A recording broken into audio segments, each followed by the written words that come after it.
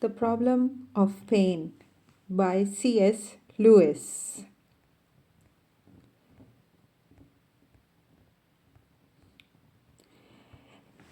Number 1. Introductory. I wonder at the hardihood with which such persons undertake to talk about God. In a treatise addressed to infidels, they begin with a chapter proving the existence of God from the works of nature. This only gives their readers grounds for thinking that the proofs of our religion are very weak. It is a remarkable fact that no canonical writer has ever used nature to prove God. Pascal, Pensies 4, 242, 243. Not many years ago, when I was an atheist, if anyone had asked me, "Why do you not believe in God?" my reply would have run something like this: "Look at the universe we live in. By far, the greatest part of it consists of empty space, completely dark and unimaginably cold. The bodies which move in this space are so few and so small in comparison with the space itself that even if every one of them were known to be crowded as full as it could hold with perfectly happy creatures, it would still be difficult to believe that life and happiness were more than a byproduct to the power that made the universe. As it is, however, the scientists think it likely that very few of the suns of space, perhaps none of them except our own, have any planets.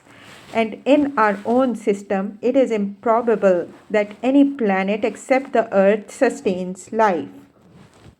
And Earth herself existed without life for millions of years and may exist for millions more when life has left her. And what is it like while it lasts? It is so arranged that all the forms of it can live only by preying upon one another. In the lower forms, this process entails only death, but in the higher, there appears a new quality called consciousness, which enables it to be attended with pain. The creatures cause pain by being born and live by inflicting the pain, and in pain they mostly die. In the most complex of all the creatures, man, yet another quality appears, which we call reason. Thereby he is enabled to foresee his own pain, which henceforth is preceded with acute mental suffering, and to foresee his own death while keenly desiring permanence. It also enables men by 100 ingenious contrivances to inflict a great deal more pain than they otherwise could have done on one another and on the irrational creatures. This power they have exploited to the full. Their history is largely a record of crime, war, disease, and terror, with just sufficient happiness interposed to give them, while it lasts, an agonized apprehension of losing it, and when it is lost, the poignant misery of remembering. Every now and then, they improve their condition a little, and what we call a civilization appears. But all civilizations pass away, and even while they remain, inflict peculiar sufferings of their own, probably sufficient to outweigh what alleviations they may have brought to the normal pains of man. That our own civilization has done so, no one will dispute. That it will pass away like all its predecessors is surely probable. Even if it should not, what then? The race is doomed. Every race that comes into being in any part of the universe is doomed. For the universe, they tell us, is running down and will sometime be a uniform infinity of homogeneous matter at a low temperature. all stories will come to nothing. All life will turn out in the end to have been a transitory and senseless contortion upon the idiotic face of infinite matter. If you ask me to believe that this is the work of a benevolent and omnipotent spirit, I reply that all the evidence points in the opposite direction. Either there is no spirit behind the universe, or else a spirit indifferent to good and evil, or else an evil spirit. There was one question which I never dreamed of raising. I never noticed that the very strength and facility of the pessimist's case at once poses us a problem. If the universe is so bad or even half so bad, how on earth did human beings ever come to attribute it to the activity of a wise and good creator? Men are fools, perhaps, but hardly so foolish as that. The direct inference from black to white, from evil flower to virtuous root, from senseless work to a workman infinitely wise, staggers belief. The spectacle of the universe, as revealed by experience, can never have been the ground of religion. It must always have been something in spite of which religion, acquired from a different source, was held. It would be an error to reply that our ancestors were ignorant and therefore entertained pleasing illusions about nature, which the progress of science has since dispelled. For centuries, during which all men believed, the nightmare size and emptiness of the universe was already known. You will read in some books that the men of the Middle Ages thought the earth flat and the stars near. But that is a lie. Ptolemy had told them that the earth was a mathematical point without size in relation to the distance of the fixed stars, a distance which one medieval popular text estimates as 117 million miles. And in times yet earlier, even from the beginnings, men must have got the same sense of hostile immensity from a more obvious source. To prehistoric man, the neighboring forest must have been infinite enough, and the utterly alien and infest, which we have to fetch from the thought of cosmic rays and cooling suns, came snuffing and howling nightly to his very doors. Certainly, at all periods, the pain and waste of human life was equally obvious. Our own religion begins among the Jews, a people squeezed between great warlike empires, continually defeated and led captive, familiar as Poland and Armenia, with the tragic story of the conquered. It is mere nonsense to put pain among the discoveries of science. Lay down this book and reflect for 5 minutes on the fact that all the great religions were first preached and long practiced in a world without chloroform. At all times, then, an inference from the course of events in this world to the goodness and wisdom of the Creator would have been equally preposterous, and it was never made. Religion has a different origin. In what follows, it must be understood that I am not primarily arguing the truth of Christianity, but describing its origin. A task, in my view, necessary if we are to put the problem of pain in its right setting. In all developed religion, we find 3 strands or elements, and in Christianity, one more. The first of these is what Professor Otto calls the experience of numinous. Those who have not met this term may be introduced to it by the following device. Suppose you were told there was a tiger in the next room. You would know that you were in danger and would probably feel fear. But if you were told there is a ghost in the next room and believed it, you would feel indeed what is often called fear, but of a different kind. It would not be based on the knowledge of danger, for no one is primarily afraid of what a ghost may do to him, but of the mere fact that it is a ghost. It is uncanny rather than the dangerous, and the special kind of fear it excites may be called dread. With the uncanny, one has reached the fringes of the numinous. Now, suppose that you were told simply, there is a mighty spirit in the room, and believed it. Your feelings would then be even less like the mere fear of danger, but the disturbance would be profound. You would feel wonder and a certain shrinking, a sense of inadequacy to cope with such a visitant and of prostration before it, an emotion which might be expressed in Shakespeare's words. Under it, my genius is rebuked. This feeling may be described as awe, and the object which excites it as the numinous. Now, nothing is more certain than that man, from a very early period, began to believe that the universe was haunted by spirits. Professor Otto perhaps assumes too easily that from the very first such spirits were regarded with the numinous awe.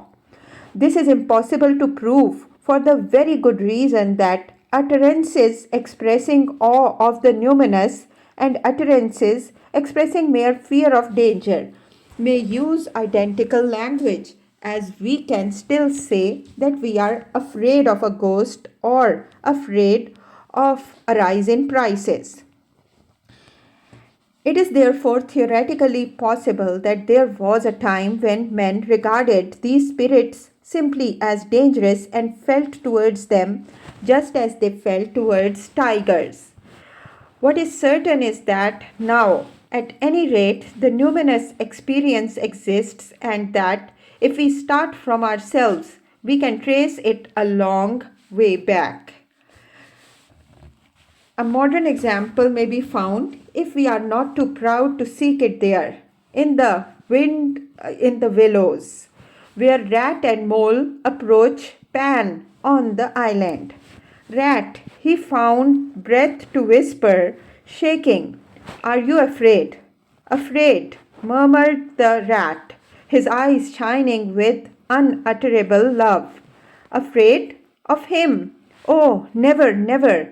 And yet, O Mole, I am afraid." Going back about a century, we find copious examples of Wordsworth, perhaps the finest being that passage in the first book of the Prelude, where he describes his experience while rowing on the lake in the stolen boat. Going back further, we get a very pure and strong example in Mallory, when Galahad began to tremble right hard when the deadly mortal flesh began to behold the spiritual things. At the beginning of our era, it finds expression in the Apocalypse, where the writer fell at the feet of the risen Christ as one dead. In pagan literature, we find Ovid's picture of the dark grove on the Aventine, of which you would say at a glance, numen inest. The place is haunted, or there is a presence here. And Virgil gives us the palace of Latinus, awful, horrendum, with woods and sanctity of elder days. A Greek fragment attributed but improbably to Aeschylus tells us of earth, sea, and mountain shaking beneath the dread eye of their master. And far further back, Ezekiel tells us of the rings in his theophany, that they were so high that they were dreadful. And Jacob, rising from sleep, says, "How dreadful is this place!" We do not know how far back in human history this feeling goes. The earliest men almost certainly believed in things which would excite the feeling in us if we believed in them, and it seems therefore probable that numinous awe is as old as humanity itself. But our main concern is not with its dates. The important thing is that somehow or other it has come into existence and is widespread and does not disappear from the mind with the growth of knowledge and civilization. Now, this awe is not the result of an inference from the visible universe. There is no possibility of arguing from mere danger to the uncanny, still less to the fully numinous.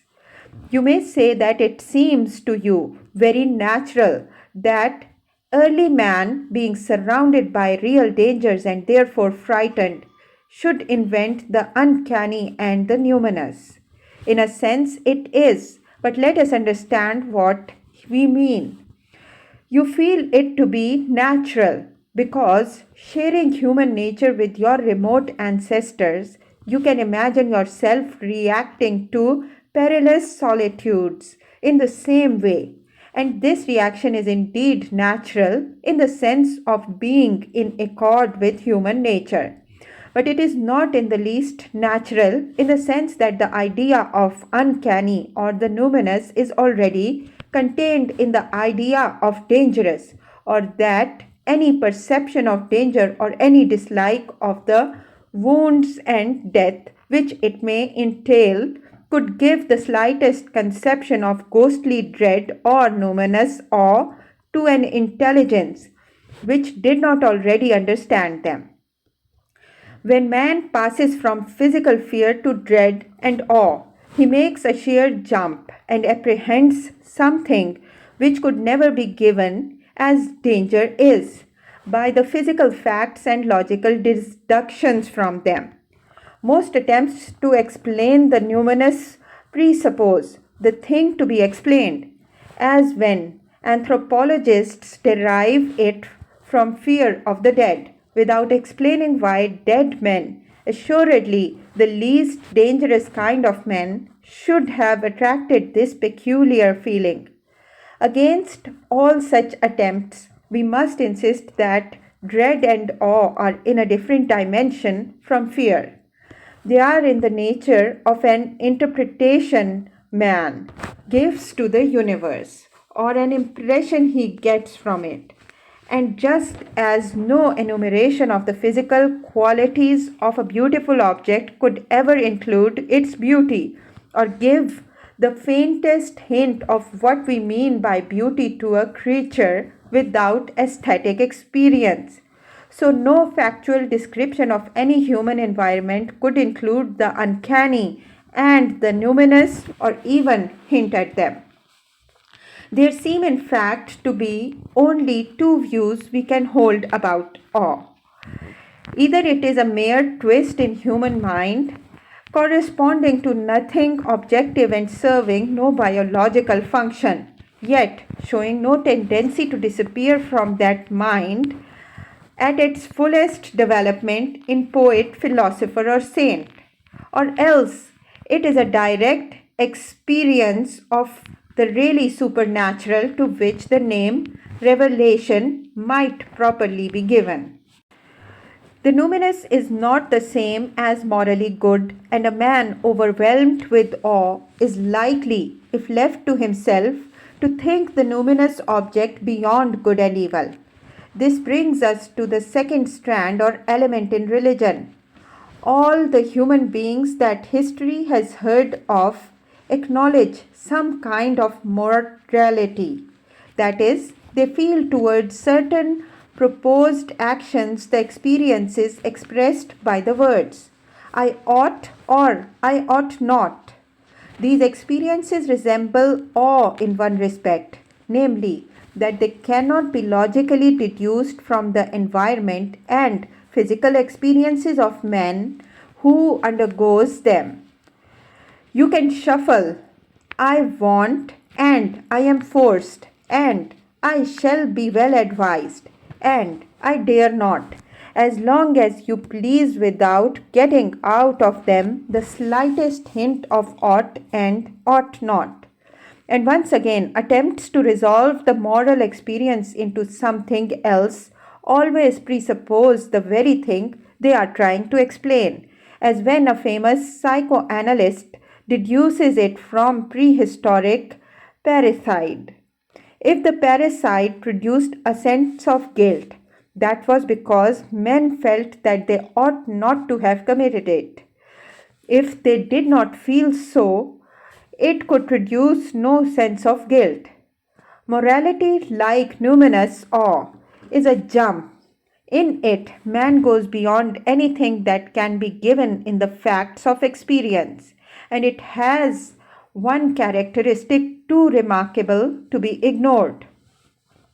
The moralities accepted among men may differ, though not at bottom so widely as is often claimed, but they all agree in prescribing a behavior which their adherents fail to practice.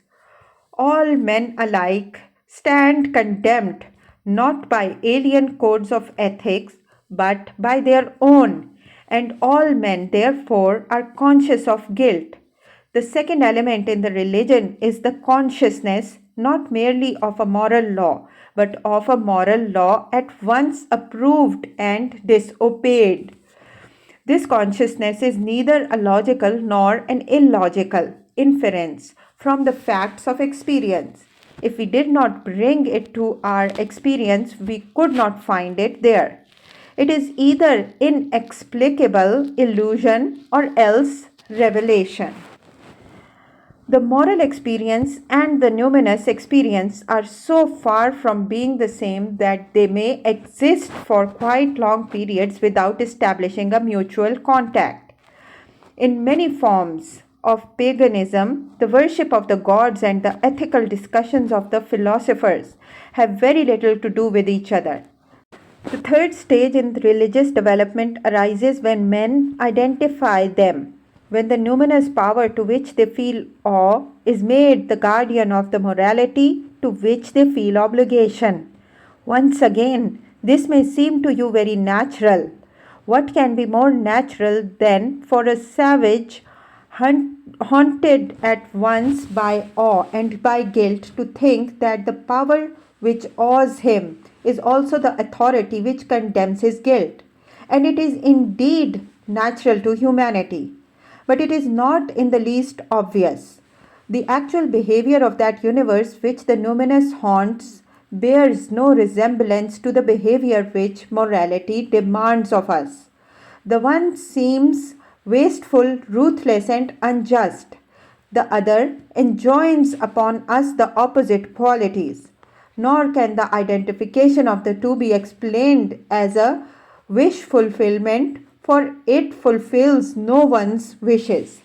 We desire nothing less than to see that law, whose naked authority is already unsupportable, armed with the incalculable claims of the numinous. Of all the jumps that humanity takes in its religious history, this is certainly the most surprising. It is not unnatural that many sections of the human race refused it. Non-moral religion and non-religious morality existed and still exists. Perhaps only a single people as a people took the new step with perfect decision. I mean the Jews. But great individuals in all times and places have taken it also. And only those who take it are safe from the obscenities and barbarities of unmoralized worship or the cold, sad, self righteousness of sheer moralism. Judged by its fruits, this step is a step towards increased health, and though logic does not compel us to take it, it is very hard to resist. Even on paganism and pantheism, morality is always breaking in, and even Stoicism finds itself willy nilly bowing the knee to God. Once more, it may be madness. a madness congenital to man and oddly fortunate in its results, or it may be revelation. And if revelation, then it is most really and truly in Abraham that all peoples shall be blessed. For it was the Jews who fully and unambiguously identified the awful presence haunting black mountain tops and thunder clouds with the righteous Lord who loveth righteousness. The fourth strand or element is a historical event. There was a man born among these Jews who claimed to be or to be the son of or to be one with the something which is at once the awful haunter of nature and the giver of moral law. The claim is so shocking, a paradox, and even a horror, which we may easily be lulled into taking too lightly, that only two views of this man were possible. Either he was a raving lunatic of an unusually abominable type, or else he was and is precisely what he said. There is no middle way. If the records make the first hypothesis unacceptable, you must submit to the second. And if you do that, all these that is claimed by Christians become credible. That this man, having been killed, was yet alive, and that his death in some manner is incomprehensible to human thought, has effected a real change in our relations to the awful and religious Lord, and a change in our favor.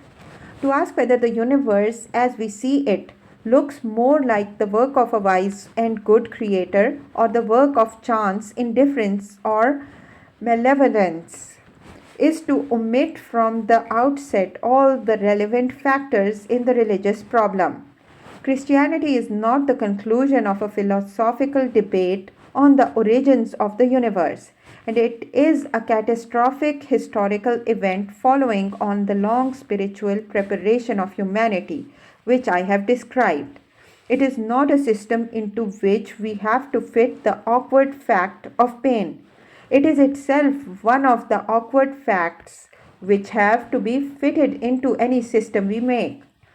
In a sense, it creates rather than solves the problem of pain, for pain would be no problem unless side by side with our daily experience of this painful world, we had received what we think a good assurance that ultimate reality is righteous and loving. Why this assurance seems to me good, I have more or less indicated. It does not amount to logical compulsion. At every stage of religious development, man may rebel, if not without violence to his own nature, yet without absurdity. He can close his spiritual eyes against the numinous if he is prepared to part company with half the great poets and prophets of his race, with his own childhood, with the richness and depth of uninhabited experience. He can regard the moral law as an illusion and so cut himself off from the common ground of humanity. He can refuse to identify the numinous with the righteous and remain a barbarian, worshipping sexuality or the dead or the life force or the future. But the cost is heavy. And when we come to the last step of all, the historical incarnation, the assurance is strongest of all. The story is strangely like many myths which have haunted religion from the first, and yet it is not like them. It is not transparent to the reason. We could not have invented it ourselves. It has not the suspicious a priori lucidity of pantheism or of Newtonian physics. It has the seemingly arbitrary and idiosyncratic character which modern science is slowly teaching us to put up with in this willful universe where energy is made up in little parcels of a quantity no one could predict, where speed is not unlimited, where irreversible entropy gives time a real direction and the cosmos, no longer static or cyclic, moves like a drama from a real beginning to a real end. If any message from the core of reality ever were to reach us, we should expect to find in it just that unexpectedness, that willful dramatic and fractuosity which we find in the Christian faith. It has the master touch, the rough, male taste of reality, not made by us or indeed for us, but hitting us in the face. If so, on such grounds or on better ones, we follow the course on which humanity has been led and become Christians. We then have the problem of pain.